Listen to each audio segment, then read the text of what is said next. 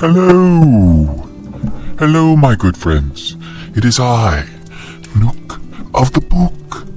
You notice I'm quite happy right now because I have actually gotten... excuse me. I have actually gotten my rune off, and it's wonderful. I've found myself able to go wherever I want now, and it's been 2 weeks of utter hell. Oh, it's just wonderful, just wonderful. Yes. I haven't left the house. I really haven't. No. I found myself that I have gone out and done some gardening, and if you're wondering how can you garden a rock garden, well, there's plants in the rock garden. I've made sure not to have my ring of languages on when I garden. In fact, I take all my artifacts off and make sure that I don't wear them. Yes. And it's been much better. I have cultivated some orchids. Yes, it's just wonderful. Just absolutely wonderful. I haven't gone anywhere else because I am afraid that if I do, I might end up causing an issue. You see, after our man Flannery came and punched me in the face twice, and the balls twice, and in the face again. I can't remember. It was quite a few times he hit me. Anyways, I've found that I've gotten weird premonitions of things that may or will be, as well as, of course, Siki has come and seen me by herself, but she does not seem okay. She is sweating profusely, and her eyes are two different colors. And I don't mean like, you know, when bard, David of Bowie. No, that bard, he had heterochromatic eyes, and she had one white eye and one black eye that was completely black, like she had no iris, and the other one was completely white, like she had pulled it behind her head, but there was no blood vessels. She spoke in a voice that sounded like she was speaking in hundreds of different voices at the same time. I will be honest, I shat myself. I was so scared. And then afterwards I apologized to her and said, "I'm very sorry, give me one moment." I then went to the bathroom and cleaned myself up and put on a brand new pair of pants and a new jerkin, because, you know, I didn't want to have the smell travel, and then a new robes. You know, I'm glad that I've got an ensuite bathroom as well. Yes. It's very nice. But back to Nikki. Not Nikki. Siki came and she told me that something would happen very soon.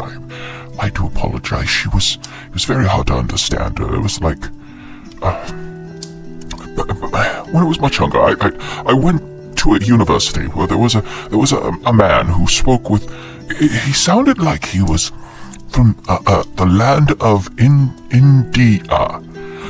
It's in a reality that some of you might know, but others you might not know. And he was also speaking in a accent that sounded like he was from the Great Britons, another place inside there. And at the same time, he was trying to use it was very weird, another accent that I could not.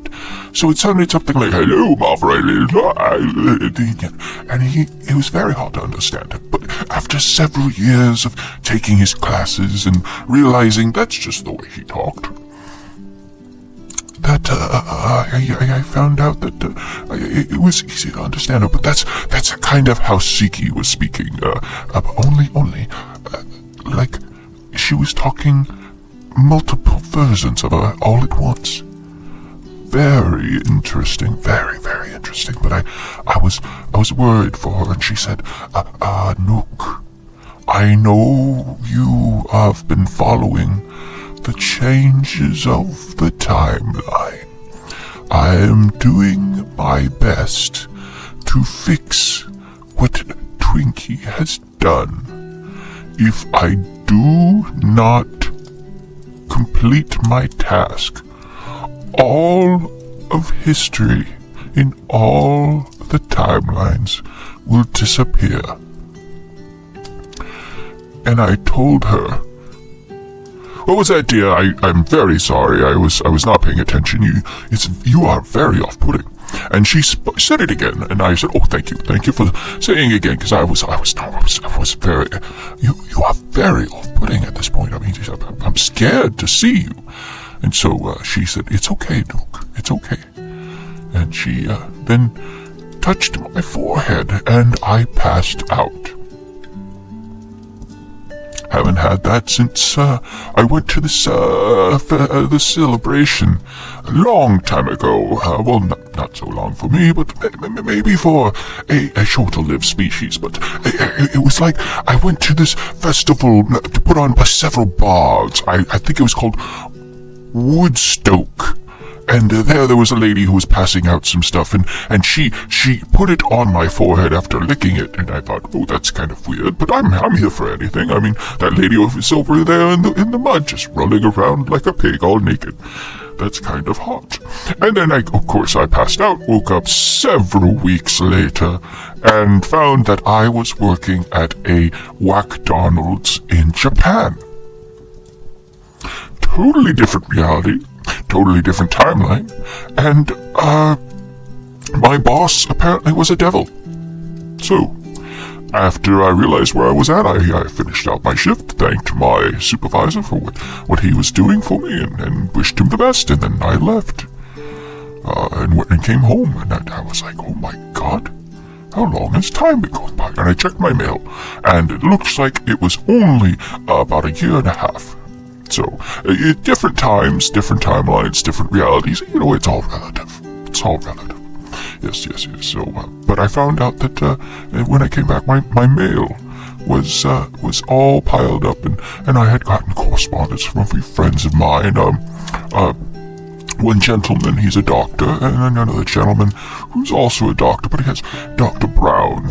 He's a very interesting character. He's traveled through time, as well as, of course, the doctor himself. And then, of course, I've had a few other people. And of course, a bottle of the best vodka I've ever had was given to me by a Miss Song. Miss Song, yes, she's a wonderful lady. Don't get near her if she says spoilers, because she's gonna fuck you up. Yes. Apparently she hasn't been born yet, but she has been born and she's been running around, so it's okay.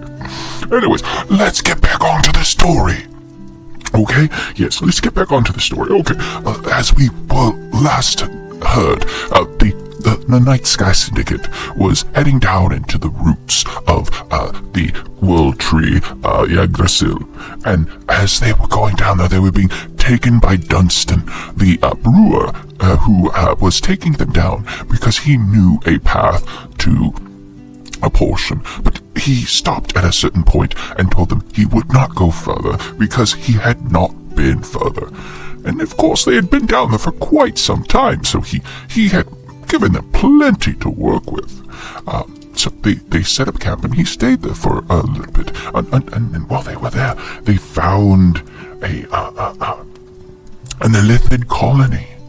There were people down there, people they could save, and so they did. They did. Yes, they found some people and took them to a Dunstan who put them on his donkey's back, and they rode that ass all the way back to the Gilded Grove.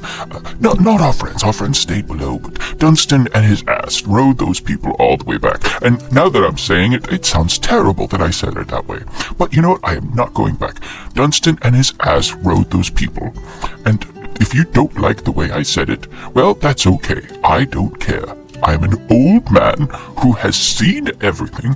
I had seen a young lady who has been traveling through I don't know time and space and what have you. I don't know. Like I said, I pooped my pants, and it was just terrible. Now, if you're wondering if I peed myself, I did a little bit. Just a little bit came out, but I had peed earlier, so that's why I didn't pee my pants all the way. But I did poop my pants. It was different. It was very different. Anyways, the rest of the Nightsky Syndicate investigated the Illithid colony, and while they were down there, they found an Illithid still alive, hanging over a no longer living elder brain who was still within the brine of the pool it lay upon. The Illithid lay with its arm draped into the ichor of the pool. His arms, one was changed, looked kind of like how Blue's arm was. I was made to be a chitinous, like a giant bug or a lobster. Now I'm thinking I really want lobster tonight, but I'm not getting lobster. No, that's too expensive here. Anyways, he had let them know that he was infected with a Cordolith larva and gave them some information about the Cordoliths, where they came from. That they were an experiment by the Illithid of the Hive, that they called the area the Underlabs, which they later called them the Fall Labs, because of course the labs were of course no more, so you can't call them the Underlabs anymore if they're no longer being used, so you can call them the Fallen Labs. Very, very good branding. So yes. So they talked with him because they were expecting him to fight them, but he had no energy left. He told them that his name was, holy hell, this name is very hard to say. Yes, it's what the hell? Rustenak. We're gonna call him Henry. Yes, because I can't. It's RHRO apostrophe STIN apostrophe AK. What the hell is that? We're calling him Henry. Anyways, Henry was draping his arm, and it turns out the elder brain was still alive, but quite senile, and was no longer sending out any coherent brain waves. And so the Cordolith that had infected it had not taken over the brain entirely, because it did not have a body. It just was, it's an elder brain, which basically a giant brain that was a Illithid who turned into the elder brain. So, it's just a brain, no body. Anyways, so that was the case. The Cordolith that was left in there, the larva, since it could not take over the brain entirely, it began to cannibalize all of the Illithid tadpoles that were inside. So all that was left was just a few tadpoles it had not finished eating. But the Illithid had died as they spoke to him, for he had no energy left to continue. Now I don't think Henry, again we're calling this Illithid Henry because I am not saying that name. Hoobastank. No, Henry. I don't want to say Hoobastank. Henry was, he had no energy, and he had been fighting the transformation for so long that when our group came, he begged for death, and so they did. Which was good. If I ever came up to something like that, and I would be like, I'm so weak, please kill me. Now, of course, I know some people who would be able to help me. Now, I have not studied the Cordolith infection. I have not really done much investigation into that. I probably should. I probably have a book around here somewhere that talks about Cordoliths. But what I do know is that it changes the body, just like an Illithid does. Now, if you're wondering what Cordoliths are, I'll give you the rundown that was given by Henry. Or if you want to call him Hoobastank, but I'm calling him Henry. Henry let them know that the correlates actually started out as an experiment by the Illithids of the Underlabs, and there they were trying to make a soldier cast of the Illithid people. And when I'm talking about that, I'm not talking about like an intellect devourer or anything like that. No, I'm talking about a creature that had the abilities of an Illithid without the urge to eat brains only, that could survive on anything, as well as, of course, was durable enough to be physical with others. So, kind of like how the Neogi have the Umber Hulks, and in fact, some of the creatures that they had tested upon were Under Hulks that they had gotten from the other species that lived in the roots, and that was, of course, the Neogi clan Trishta. Okay, I had to double look at my notes because I thought I said Trista, but it's Treshta. Treshta. Sounds a lot like Trishta. Anyways, they lived in the Underroots, and they had their own colony there. And what they would do, they would actually work with pirates and what have you. They had a small port. There's something hidden from the rest of the garden, and there they were actually trading goods for slaves, in which they would feed upon and have them do their bidding. But then they traded Umber Hulks for slaves, and those Umber Hulks went willingly, because of course, as we all know, Neogi and Umber Hulks, the Umber Hulk will do anything for the master, for they believe that to be owned by the master is absolutely wonderful. It is bliss. So what we're saying is, Umber Hulks are subs, and Neogi are dubs. Not dubs, doms. There we go. It's a very, very terrible, a non-consensual, consensual roleplay kind of situation. I never thought of it that way. You know, a lot of people say that the people who in our worlds, it's not all sexual, but you really look at it, a lot of it is BDSM. So you know, that sounds weird. That's how I say it. I'm probably missing my porn.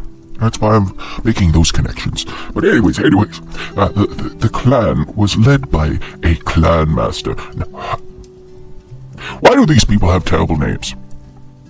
Housey. We're going to call him Horsey.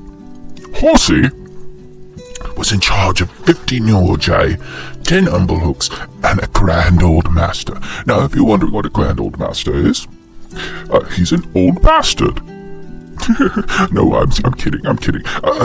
Neogi start their life cycle as a little tiny baby Neogi that's a little dick. He's a little bastard, and you just don't want him to survive. And he's barely sentient. So as he grows, he's either killed, eaten, or just, he gets to grow. Anyways, what's that? Okay, hold on. Someone just tripped my alarm. Oh, it's Billy. Oh, he's waving to me from the fence. Billy, what's wrong?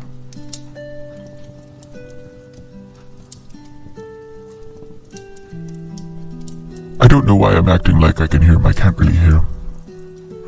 Oh, you just put something in my mailbox. I'll check it later. I'll see what Billy's doing. But we'll find out. Anyways, as I was saying, they start out as tiny creatures, and then when they actually become sentient, because they don't start out sentient. It's like if, say, like you lived as a baby until you hit your teens. So basically, like humans, is you are dumb until you get to a certain age. Though actually, like humans, they stay dumb for a very long time. Some of them they do, and some of them are quite bright, and others are just absolute little shits. But But that's every species. I mean, as I said, the orange bastard, the hobgoblin, the orange bastard, I found out he's still alive. Still alive! He's running around telling people he's gonna make Garden great again. And you know what? He's not even living on Garden. He's actually living on a little asteroid that actually goes around Garden from time to time. It's not in orbit. It's in... Why am I getting into this? Why am I... Billy, he caused me to think of other things. Anyways, get back to the Neogi. Anyways, once they gain the sentience, they are then marked by the Neogi who is higher in the hierarchy from them, with a tattoo stating that they are a slave of that Neogi. And for a Neogi, you have to get to a certain point where you can take slaves for yourself. You get an umble hook, but you have to fight for it. You have to get to that area and make it your own. Yes. So when you become a leader, a clan master of the Neogi nation that you are running, you actually are in charge of everyone. Everyone below you is a slave. Now you're wondering, well, how did they have children then? Well, it's kind of crap, if you ask me. See, what happens is the Neogi, usually who is the last clan master, who they're like, you are a complete and utter dick, and the clan master's like, I know I'm a complete and utter dick, that's why I'm clan master. And they're like, well, we don't want you clan master anymore. And then he and another will fight it out, and then if he loses, then the clan master, the new clan master and the rest of the Neogi sting and bite the old clan master until he starts to bloat, and then they shove him into a pit. Now you're thinking, well, how does that create new babies? Well, you see, the poison that is in the saliva and in the stingers. Yes, Neogi has stingers, but it's for sexual reasons, not for defense. No. Now they can bite you for defense, but you're not gonna bloat up and full of babies. No, that's silly. But no. But the now grand old master will start to bloat and swell until he is about the size of let's see, Flannery is... Well, no, let's go with Rustang, because Rustang's bigger. Rustang is 10 foot tall. So you would probably want 4 or 5 Rustangs, 3 on top, and, as I said 5 years. Okay, and then you tilt the Rustang, horizontal, and then you put them on each side of the other Rustang. So, bigger than that. Okay, bigger than a giant, a Rustang X. Yes, bigger than that. So it turns out, and then once it gets to the point where it cannot grow any further, the body will explode. And when I mean explode, I mean it will split apart. It won't go boom. Unless, of course, there's quite a few babies in there, and then maybe it will go boom. But it usually will just split, and the babies will burst forth. And if the grand old master is still alive at that point, they will begin to eat him until he is dead. So in other words, it's best to stay a virgin if you're a Neogi. Yeah, well, actually, no. No, because if you count as the stinging and the biting as a sexual... You know what? I will just drop it at that. That's how babies are made for Neogi. So yes, the Grand Old Master was like, well, but they had moved out a long time ago, you see, because after the Lithid had begun their experiments with the altered tadpoles they had created, they found that they had lost control, and these tadpoles could even infect themselves. So they had a civil war with what they called the Quarterliths that would take control of others. They even took control of some actual Neogi and Umber Hulks and humans and slaves and everybody. And so they had this huge fight until they were able to get all of the Quarterliths under control and put into a box. And this box was put into another box and another box and another box until finally it was shot out of Garden and into space. And that's where if you look around Garden, there is a small box just orbiting Garden. They say it's one of the moons, but it's too small to be a moon. It is just big enough to be a safe controlling something. Well, not controlling, containing something. And what was inside, and I do say was the cordelets. You see, one survived. And that, my friends, is how the cordelets came to be. Yes. They wandered the underhive and the roots for a very long time. And while they were going through, they found that the Void Hag had started to make the tree her bitch by infecting it with her essence. And just like with the egg, she wanted to use that to also deplete the world tree and fill her with power. Because void hags, you know about hags. Hags are like witches, but very, very bad. I mean, if we're talking about the type that would, eat children and what have you, of course, with all the creatures that eat human children, but I'm talking about like the truly evil creatures. These are beings that live for malice. And you have green hags and you have sea hags, and then, of course, since you're running around in the outer spheres and space and what have you, you run into void hags. Void hags actually take a lot of the power from the emptiness of the void itself. So, very powerful creatures they are. Yes. So, this void hag, her name is Ancient Iva Grimebend. That is a much easier name to remember. Iva Grimebend. Yes. So, she was siphoning the powers. And with it, she had also been working with the hobgoblins and was able to bring the hobgoblins that the group had killed back to life. And using her powers, she was able to keep Flannery and the rest from attacking her until she was brought down by those who did not fail their will saves. Yes!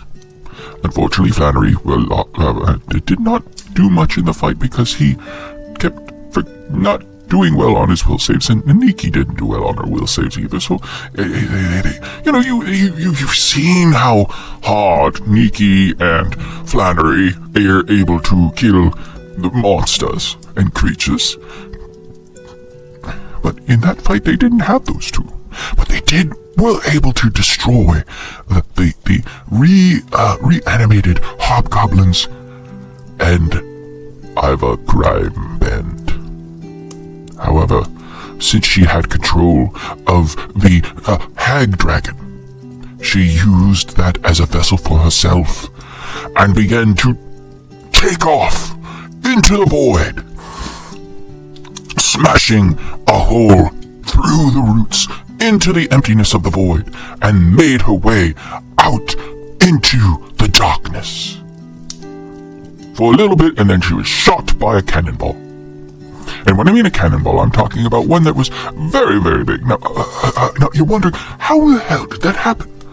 Who would be coming around shooting cannonballs like that? Well, you see, because of course the Queen had met back up with someone she cared about greatly, and that of course was Scylla.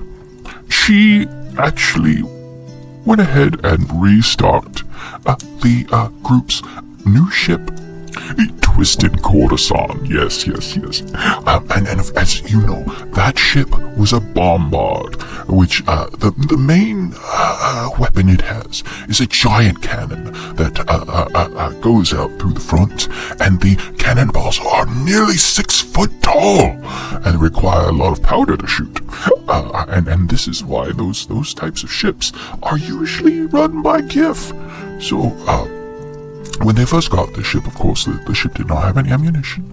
It did have stuff for the ballistas that were on the back, but, they were light ballistas. But at the front had that wonderful cannon, and the cannon was able to take out the hag dragon in one shot. One shot. Now you're wondering, how did they know they were there? Like I said, it's not that simple. You see, the Twisted Corazon was being piloted by, of course, Lydia, the cleric, the dwarf cleric, and she was doing this because, of course, Scylla and the Queen had gotten very drunk and decided to take the ship out for a spin. And, of course, they gave Scylla some stuff to drink as well, and they went on a drunken joyride. Who's going to stop them? I mean, they're driving around with the Queen of God. I mean, you're going to get pulled over, and then they're going to be like, license and registration, please. And then they're going to be like, oh, I'm the Queen. You can't do this to me. And they're like, oh, really, are you the Queen? And she shows them that she is the Queen, and then what are you going to be doing? You're going to be like, oh, okay, never mind. You did. You are shooting a giant cannon. A lot. But you're the Queen, so I'll just tear up this ticket then. So yes, they were doing that, and then they were like, shoot that asteroid over there, and they'd go, boom, and that asteroid be gone, and then they'd go ahead and be like, let's shoot that asteroid over there, boom, there it is, gone. And then they saw, oh look, moving target, giant dragon, shoot it, and they shot it. Which, the dragon was quite a big target, and the of course, like I said, the bullets, the cannonballs for these were about 6 foot tall, and it's like shooting a barn with a cannon. It's gonna hit, no problem. You're shooting it from like 5 feet away. It's not gonna miss. You're gonna hit it. And so they hit it and they killed it. And with that, the blight was destroyed from the tree. Yes, you see, the blight was controlled by the hag, and since she's dead, now the tree can live again. And this is when we cue the jube job. But anyways, those little teddy bear people, they sing the song, and they dance, and they know hairstyles. They're primitive creatures, but they know how to style hair. How do I know this? I have some friends who go to them, and they do a fantastic beehive. I have no idea how they do that. They don't even have salon tools. They just walk into a room, the lights are all off, and next thing you know, they come back out and they've got a beehive, or they got that woman from the show that we've been watching last night. But the man who had 3 sons and the woman who had 3 daughters, and they got together with a live-in nanny, even though of course the father's always home and the mother's always home. And the nanny doesn't look like she does much other than cook. And I wonder how much she's getting paid. Is she getting paid? Do they have a slave? Anyways, they have that hairdo. Anyways, I gotta ask my friend about all this. He's the one who watches this religiously. I mean, he told me about this other show about a man who had a mustache in a place called Miami. I asked him to repeat it. He said, it's Miami. And I was like, okay, you're the one who watched this show. I think it's called Magnum IP. I could be wrong. But he told me about it, and now he's wearing these floral shirts everywhere, and he's shaved a bear and put a bit of fur on his upper lip. And I asked him, why the hell are you doing that? You don't have hair. And he goes, because I am looking like the Magnum. And he looks cool. And so, it's been nothing but music all the time from him. And he bought himself a carriage that he has hooked up to an invisible steed so that it looks like he is driving the carriage without anything. I told him, just get one of those carriages that you get that's a steam powered. And he goes, no, this is much cooler. Look, it's a convertible. And I said, well, it's just a wagon. It's a carriage. Anybody can make that a convertible. You just take, you unbolt it and pull it off. And he goes, no, watch this. And it folded back in on itself. And I was like, well, that's nice, but, why? And he just looked at me and said, you don't know. You need to come over and watch this. I said, you know what? Next time you get more of that, the one team with the Baracus and all his gold chains, because I like gold. I do. I like watching that show. I mean, every time he's up there, I'm like, oh, gold. I'd like to meet this Baracus and be like, hey, can I have some of that gold? I got a room back home that's full of it. It's shiny. I have really gone off topic. Anyways, once they got back to the Gilded Grove, there was a giant party. Yes.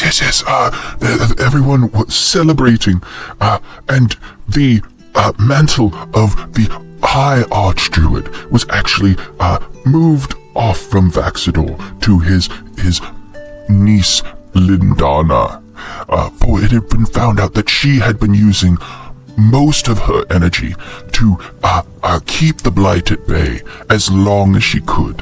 And because of that, our group was able to defeat the hag in the way they did. Because if she had time to do what she was doing, most of the tree would have been taken, and of course, everything would have been dead by the time that our group got there. But Lindana was able to keep it all taken care of. Now, because of this, because of their great contribution to this, the Queen made them heroes of Garden and allowed them to have any keep they wanted. And in fact, they told them, if you want, we are restoring the Elven Stronghold, and you guys will be able to keep it in any shape or form that you want. It is quite large. We are actually thinking of turning it into another port, so that people don't always have to go through Garden. They can actually go through here. Better for tourism. And the group was like, well, that is wonderful. But we don't have time for that. We've got to continue on. And she goes, okay, that's fine. But you've got to have a celebration with us. So they did. And during the celebration, they had an actual wedding for Nightsky Syndicate, for Jorok and Flannery.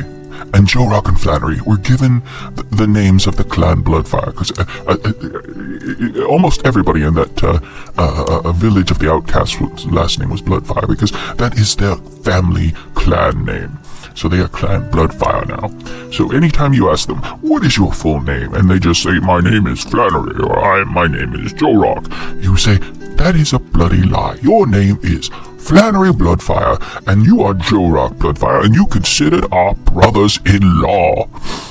So, you be good to each other. And they have been. They have been. I shouldn't really talk too much smack, because if I do, Flannery might tell Jorok where I live, and Jorok, he is very strong, and he likes large hammers, and I do not want to have a hammer in my crotch. That sounds terrible. But yes, the presidings were done by the head of the Bloodfire clan, Reagan Bloodfire, and presided over also by Lindana Creekspawn and Vaxidor, Flower Cloud. Everybody made sure that everybody was having a wonderful time. It was, I would have gone, but I was actually not in the area at the time. I was doing something else. I will not get into it, but I was doing something else on my own. Okay? But while they were having this feast, the food was just aplenty. The inn there had the bakery fully stocked and ready to go. The bakery back in Garden had shipped in multiple pastries, as well as, of course, caterers from the Queen's Culinary Academy showed up, and like I said, I wish I was there. Now thinking about it, they had so much food. I could have probably grabbed a few smidgens. I mean, the Queen would have been all right with that, I think. But if not, then I could always change my appearance to look. No, that's very wrong for me to do, but I would love it, because I know that they probably had suckling pig there, and I love their suckling pig. You know I do. Excuse me. Now, some of the things that we're given. Our good friend Penna, she was given a mark of the Gilded Grove. A little leaf imprint on her forehead that made her an honorary member of the Gilded Leaves, the members of the Gilded Grove. She could call upon them at any time, as well as, of course, the mark allowed her to speak with plants and animals at will. So she doesn't have to use up spell slots. That's wonderful. But again, you gotta remember, there are sometimes you don't want to talk to those plants and animals because those plants and animals might be dicks or perverts. Who wants to talk to a pervert bush? I surely don't. That's why I got rid of them. And that's why I take off my rings when I garden. I don't want to listen. I don't want to find out when they say something like, "Oh, rub me there, my pistil and stamen need your touch." It's like, no, that's terrible. That's absolutely... Last time I heard something like that, I threw up. And then I heard, "Do it again, Daddy. Do it again." I was like, oh, God. And that's when I took off my ring, went inside and took a very long, hot shower. Yes, the things you hear when you have speak with animals and plants on are things you don't want to hear, my friends. No, you don't. Now, during the festivities, a large Luxodon captain showed up. He is a captain called Captain Bran. He is the captain of a ship called the Rascal. It is a converted dwarven citadel ship. No. If you're wondering what a dwarven citadel ship, what it is basically an asteroid that dwarves attach a spell-jamming helm to. Now, the helm is called a forge helm. Forge helms are basically exactly what you hear. They are helms that are in the likeness of a forge, and whatever they make, they are able to use the magic there to move their ships. And they only keep those ships as long as the minerals inside the asteroid survive. Now, Captain Bran received this ship from a dwarven admiral who was just going to let it go because it no longer had the minerals inside that he really wanted. So Bran took it, installed a brand new helm, and he had to install a few more because it's a very big ship. And with it, he was able to have his own ship. Now, if you're wondering, who is this man? Who is Bran? Well, he is a member of the Starbound Crusaders. Yes, the Starbound Crusaders were a group that worked through the spheres, primarily in realm space, and they think of them as not the Coast Guard, but kind of like the Coast Guard. They show up, but they have jurisdiction outside the spheres, as well as, of course, inside the spheres. So like the Coast Guard, if the Coast Guard could, pick you up in the middle of the ocean and say, "Hey there, quit smoking that weed. It's not legal in this area." That's what they could do. But Captain Bran is kind of a dick. He's a big braggart. He wears a one-piece jerkin, which the jerkin goes down to nearly his knee height. So it's kind of like he's wearing just like one big, shirt with a belt. And he has some weird fascination with velour. We are not talking about him anymore. Anyways, the captain wanted to take the group with him to Grandchild. Now, Grandchild is another part of realm space. It is another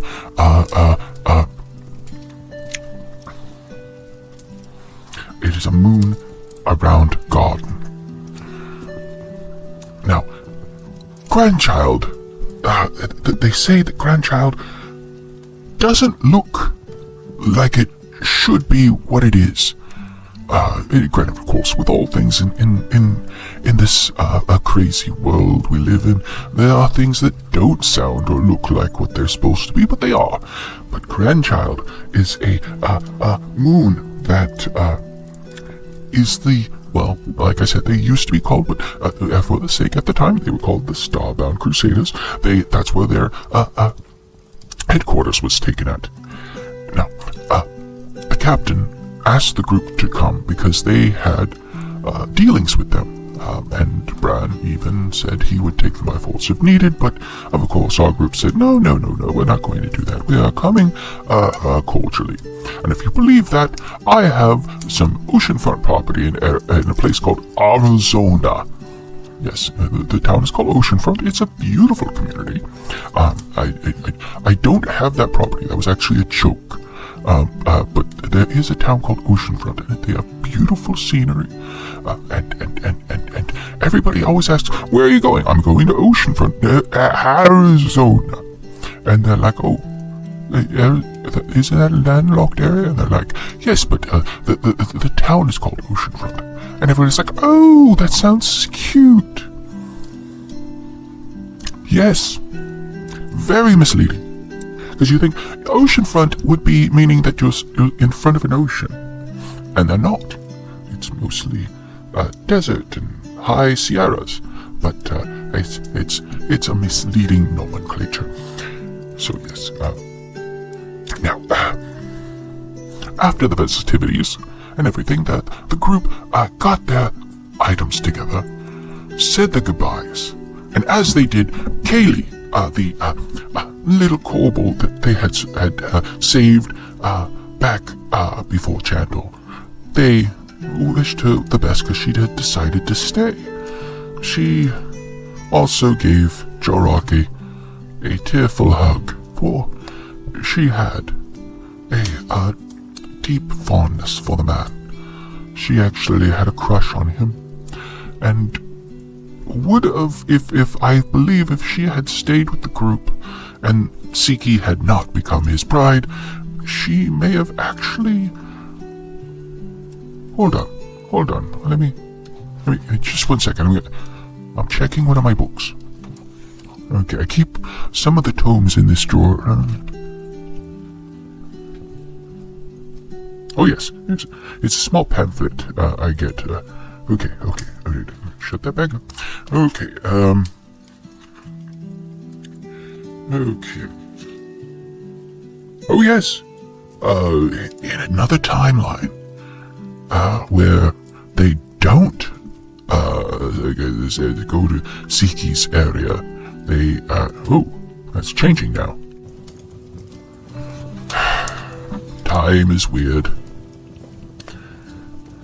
I'll save that for another day. Another story for you all, because I think that this whole issue that's happening with time is really messing with things. Because I tell you, I've got some books here that have been fluctuating quite crazily. You see, I have a book that I swear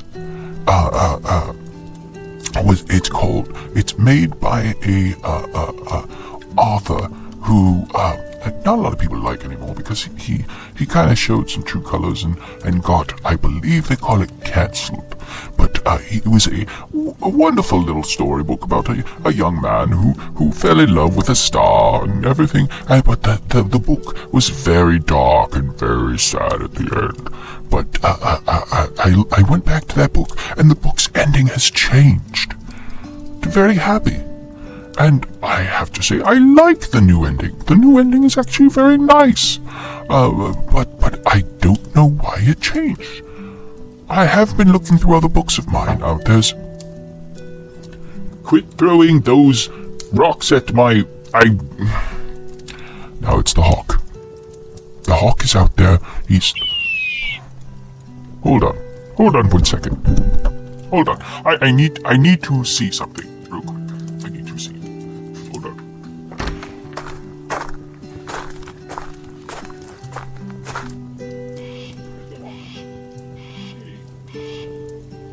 Hold on.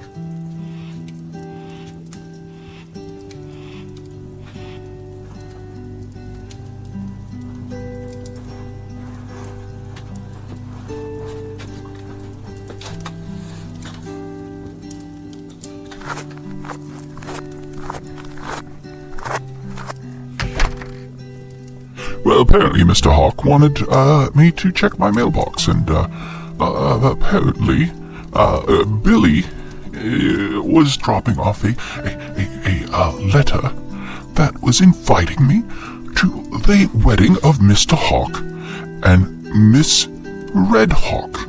Yes, I am very happy for her. I did not know they were dating. They have invited me, and he wanted me to get that as soon as possible because apparently I have to RSVP. And they say, send the juiciest, plumpest sparrows you can to RSVP. I think he's just wanting dinner. But, that's fine. That's fine. Some sparrows are absolute dicks.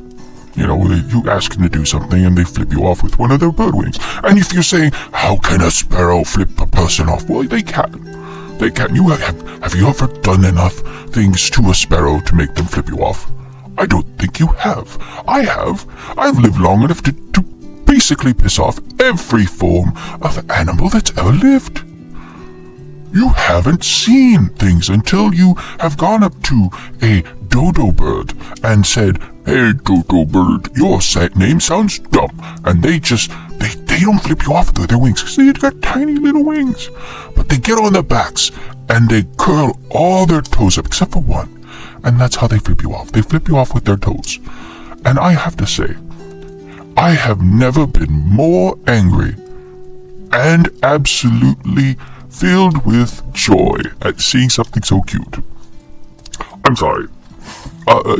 In some realities they're still around. I know there's one reality where we're getting most of these programs from that they are extinct.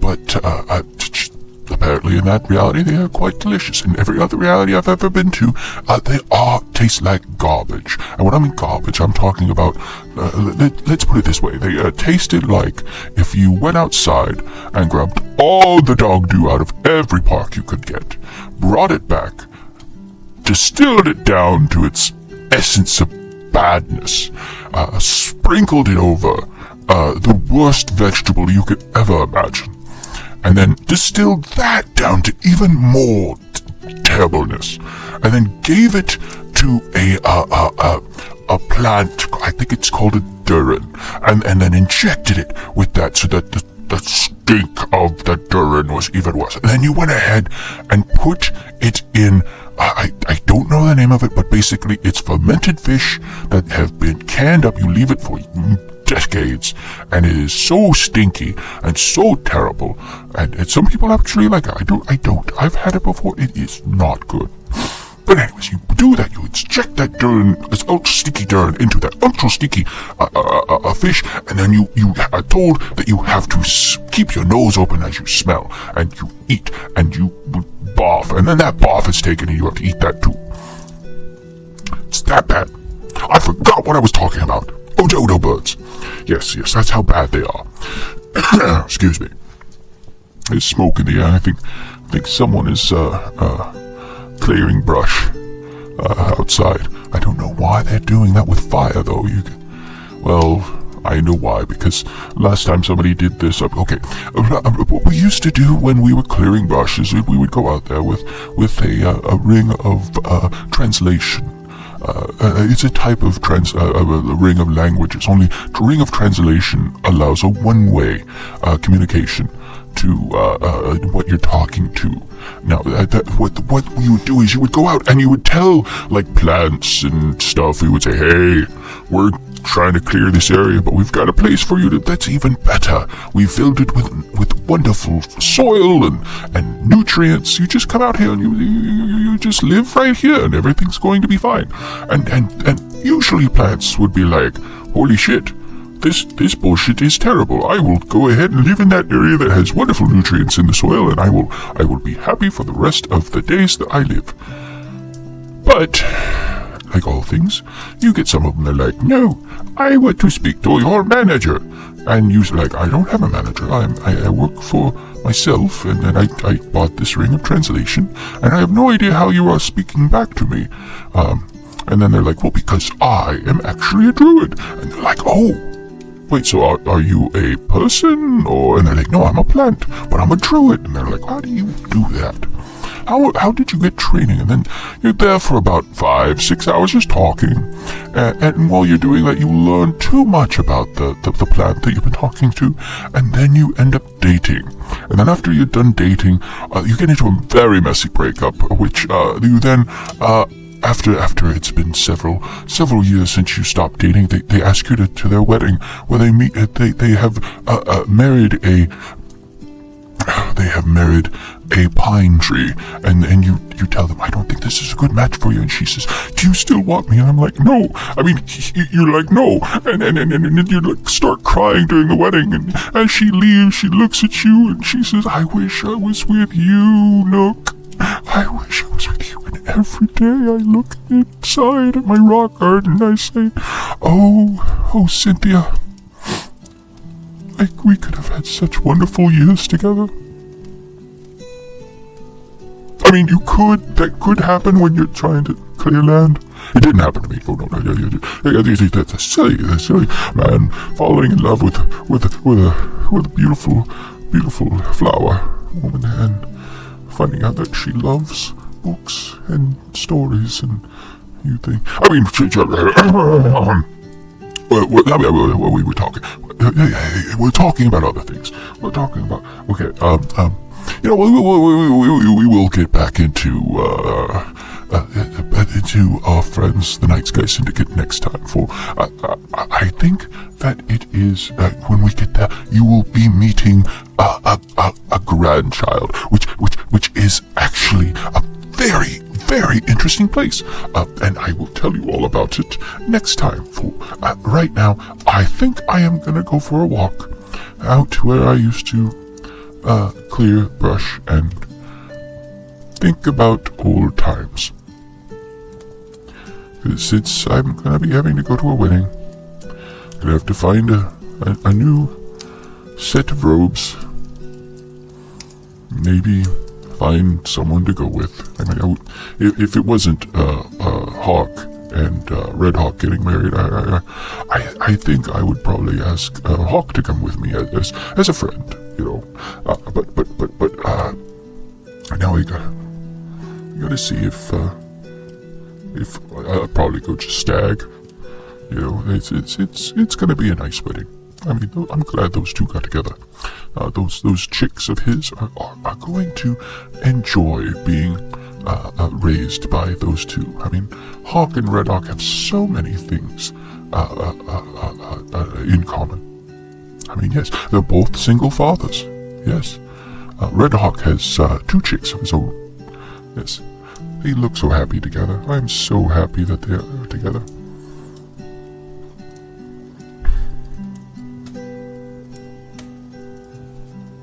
Why are you still here?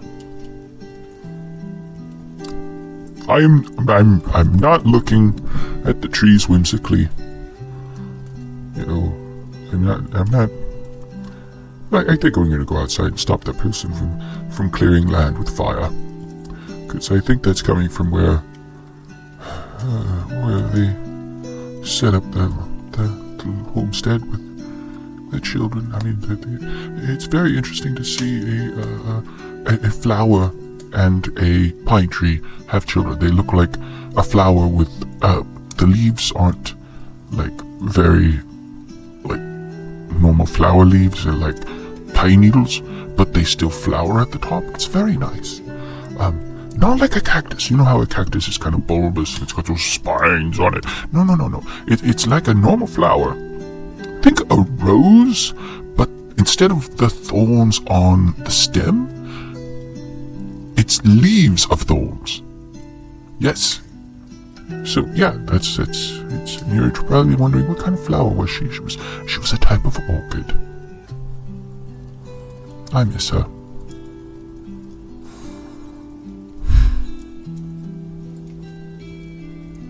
Okay, yeah, you have a wonderful week. I will see you next week here in my library. And hopefully hopefully, whatever is happening with the time and the fluctuation will stop, and then we'll have, I will be able to go back to my books and actually see what's going on. So, oh goodness gracious. Ooh, that tea did not set very well with me. Okay, well, you have a wonderful day. Toodles.